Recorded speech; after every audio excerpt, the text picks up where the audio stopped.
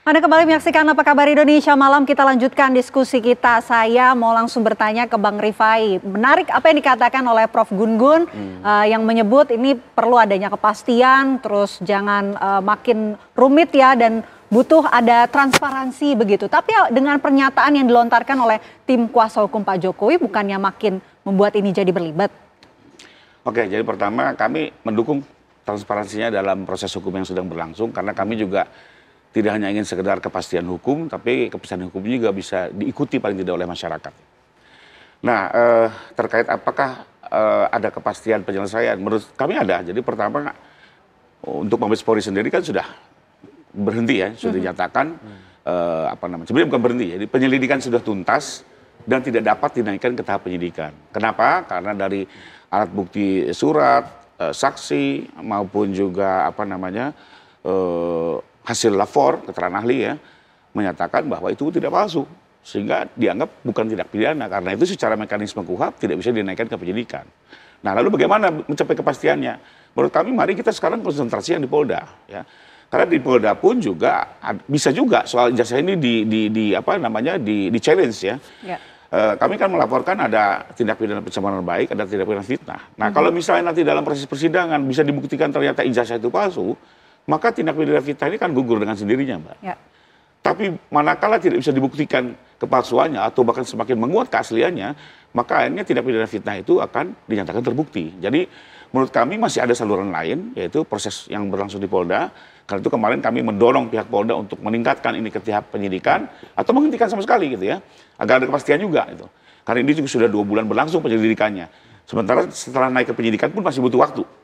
Setelah itu bergulir ke persidangan. Nah, nanti di ujung persidangan bisa terlihat kalau misalnya tidak pidana fitnah dinyatakan terbukti, maka dengan sendirinya ijazah dinyatakan sah oleh pengadilan.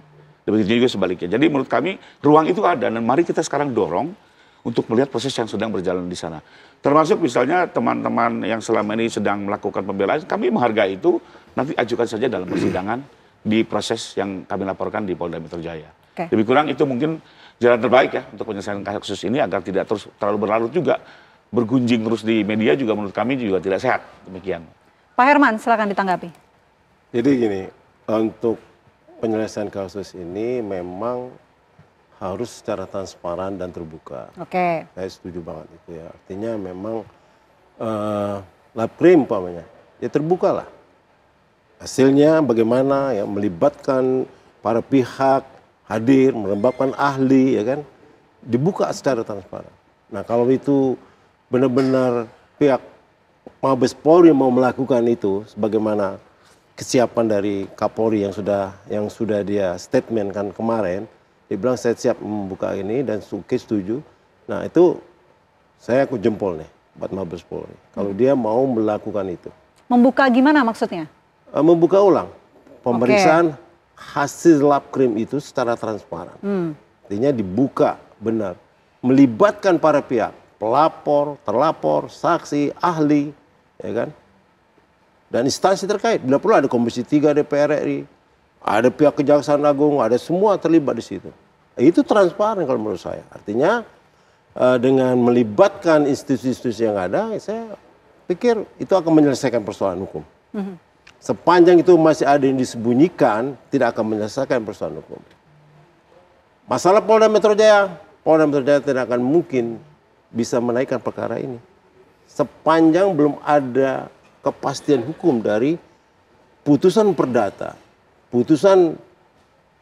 Pengadilan Surakarta dan Pengadilan Negeri Sleman. Oke, maksud Anda berarti masih ada yang sepertinya disembunyikan. Apa yang disembunyikan?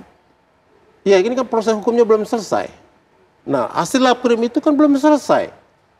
Kan sepihak dari Mabes Polri saja pengumumannya itu. Non identik itu sepihak gitu loh. Tidak melibatkan institusi terkait. Ya, para pihak, pelapor, terlapor. Bahkan kami di surat TPUA itu kulihat yang kubaca kemarin, dia minta juga melibatkan Komisi 3 DPR RI.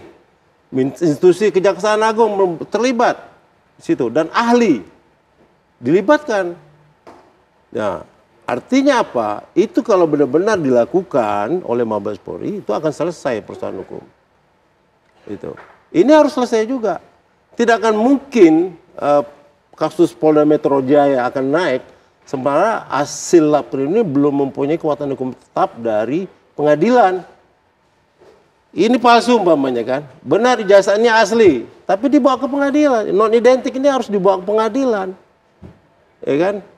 Nah itu proses hukum lagi. Nah di proses peradilan inilah yang menyatakan, oh iya ini identik, no identik nanti. Oh ini artinya hakim memutus benar ijazah ini asli, benar ijazah ini palsu. Itu selesai persoalan hukum. Artinya putusan pengadilan itu sudah ingkrah. Artinya ini sudah sampai ke level Mahkamah Agung. Ya, ingkrah itu dan Mahkamah Agung, putusan itu telah mempunyai kekuatan hukum tetap. Sepanjang itu belum selesai, maka ini tidak akan pernah selesai persoalan hukum ini. Persoalan ijazah Jokowi tidak akan pernah selesai. Kecuali para pihak mau berdamai secara baik-baik atau bagaimana. Itu lebih, iya kan? Oke lah, sini damai, ini mau berdamai. Itu bisa terjadi juga. Jadi penyelesaian hukum itu tidak hanya melalui proses pengadilan saja, tapi para pihak juga bisa, gitu loh. Pak Jokowi dengan Pak Desmond, Roy Suryo, Dr. Tifa, mereka berdamai, saling mau maafkan dan selesai. Itu bisa diselesaikan juga. Nah, kalau masalah hukum ya harus selesai sampai ke Mahkamah Agung. Makanya lama lagi Mahkamah Agung berapa tahun lagi, Mbak? Kayak nggak tahu peradilan kita aja lamanya. Teorinya 6 bulan, tapi prakteknya itu bertahun-tahun putusan itu. Oke, baik. Kalau begitu saya mau ke Prof. Gun-Gun. Prof, ini apa yang disampaikan baik itu Bang Rifai maupun Pak Herman, ya semuanya ingin masalah ini nggak berlarut-larut begitu. Tapi kalau secara kuncinya ini kan sebetulnya ada di Pak Jokowi ya. Nah, secara komunikasi politik ini bagaimana? Ya, kan Pak Jokowi itu aktor politik ya. Jadi pernyataannya bisa dimaknai polisemi. Dalam konteks itu interpretasinya bisa bermacam-macam, terutama dari publik. Makanya sebagai bagian dari pusaran opini yang berkembang, saya pikir Pak Jokowi tidak akan bisa menyelesaikan masalah sendirian. Ketika misalnya, oke, mendeklar ini saya asli, ya kan? Tetapi kemudian verifikasi dibutuhkan oleh banyak pihak kan? Itu masalahnya. Ketika misalnya muncul diskursus publik dari pernyataan Pak Jokowi, apakah itu menyelesaikan masalah? Saya berpikir tidak akan menyelesaikan masalah, kecuali ada kemudian memang satu posisi di mana kepastian soal ijazah itu diambil di wilayah hukum, gitu maksud saya. Atau pendekatan-pendekatan yang melibatkan misalnya pihak lain yang bersifat lebih independen. Contoh misalnya sekarang ini kan yang jadi awal persoalan pusaran opini itu, ini ijazah dikeluarkan UGM atau tidak misalnya, ya kan? Ya. Nah, oke, dikeluarkan UGM, clear ijazah ini asli atau tidak, seperti kami dari di kampus kan pasti mendeklar itu. Persoalannya juga karena ini sudah terlalu banyak perbincangan yang keluar dari CPM-nya, CPM itu Communication of Privacy Management. Jadi kadang-kadang kita melampaui bicara dari kepatutan kita bicaranya, ya kan? Contoh tadi seperti misalnya, oke, ahli, peneliti harusnya bicara ini, tapi kemudian masuk ke wilayah politik, sehingga kemudian makna dari pernyataan itu juga diinterpretasi secara politik. Nah, ini yang kemudian makanya saya tidak berpikir kasus ini bisa diselesaikan hanya semata-mata dari pernyataan. Harus ada aspek di wilayah hukum yang memastikan bahwa ini asli, gitu ya. Kemudian masalahnya adalah apakah kemudian opini itu akan reda dengan sendirinya kalau misalnya hanya mengandalkan pernyataan satu pihak seperti pernyataan Pak Jokowi atau pernyataan yang kontra Pak Jokowi, itu lagi-lagi hanya akan berada di klaimnya masing-masing. Gitu. Makanya kemudian kepastian hukum itulah yang kemudian menjadi, menurut saya ya, saya underline, kepastian hukumlah yang kemudian jadi pemutusnya. Kalau kita bicara politik, ya, karena Pak Jokowi presiden 2 periode dan public pressure ya pada presiden ataupun mantan presiden itu selalu ada, ini kita sama-sama tahu apalagi Indonesia highly fragmented multi-party system dengan kepentingan politik yang luar biasa, kepentingannya pasti tidak tunggal.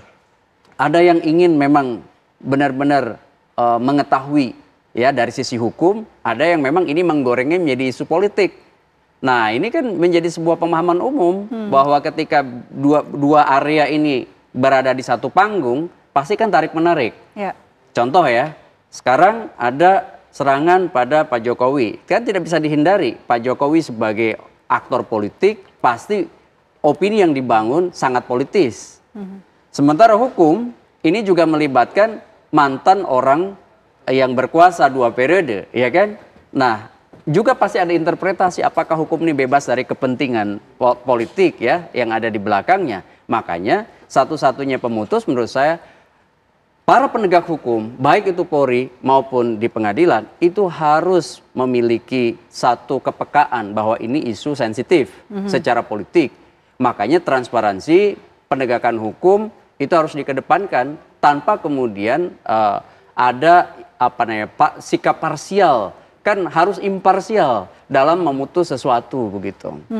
Transparansi dan juga kepastian hukum itu yang sangat diinginkan, dan kita ingin soal ijazah Jokowi ini tidak semakin gaduh ya, dan tidak semakin tak berujung sesuai dengan judul kita. Nanti kita akan bahas lebih detail usai jeda. Apa kabar Indonesia Malam akan kembali untuk Anda sesaat lagi.